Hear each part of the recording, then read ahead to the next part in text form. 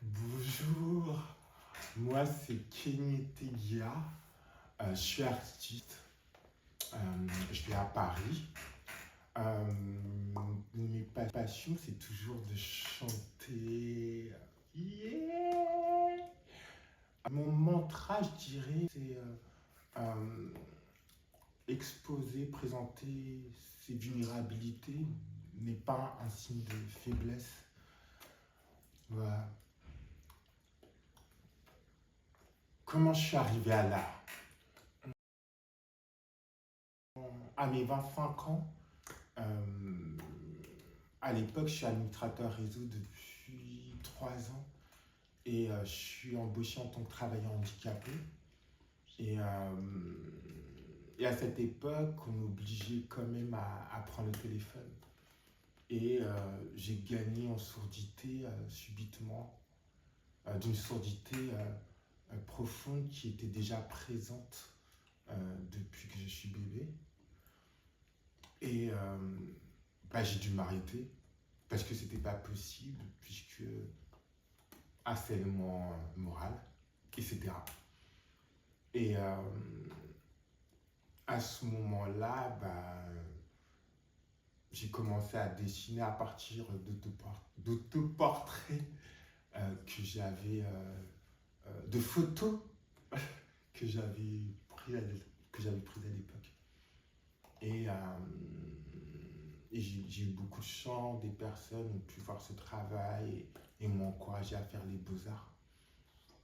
Du coup, j'ai été pris aux Beaux-Arts de Nantes. Et là, je mets de côté le dessin, la peinture que j'avais pu expérimenter jadis. Et là, je reprends cette passion du chant que ma grande sœur avait pu me transmettre quand j'étais petit, quand elle était chanteuse de R&B et m'écrivait des chansons de tubes de l'époque pour qu'on puisse chanter ensemble.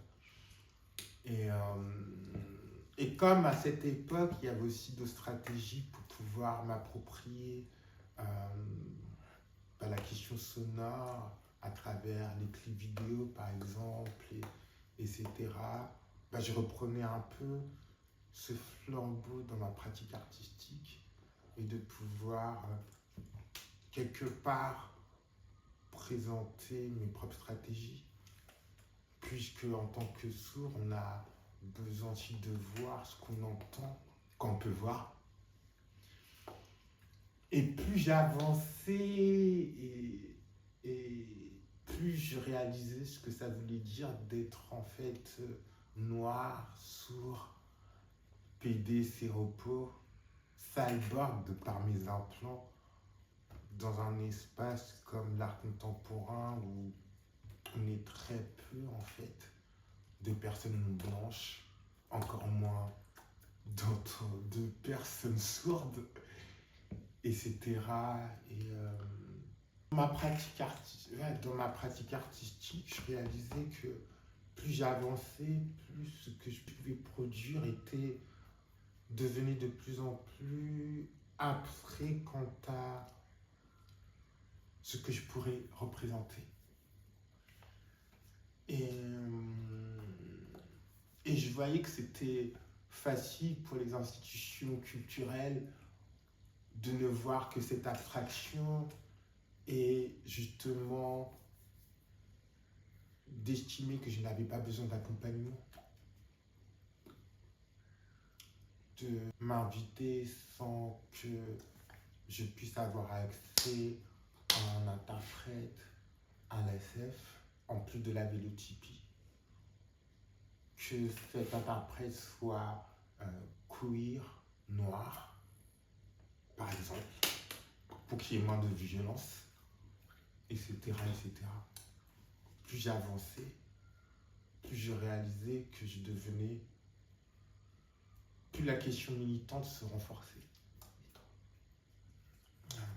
Et du coup, il a fallu mettre des stratégies en place pour pouvoir m'imposer, de réaliser que mon art, puisque je devenais une sorte de singularité dans un espace où je n'étais pas entendu. Et du coup, j'étais quelque part en position de force. Et de ce fait, de réfléchir à comment présenter mon art au meilleur endroit, le plus vite possible. C'est-à-dire que cet art ne soit pas présenté qu'à un public blanc, entendant, hétéro, etc. Et je crois que ma plus grande fierté, justement, aujourd'hui, c'est de pouvoir parler de tout cela à partir d'un espace où je suis, qui est un atelier logement, de prendre le temps de réfléchir à toutes ces stratégies et de pouvoir, je l'espère, vous présenter mon art bientôt. Merci. À bientôt.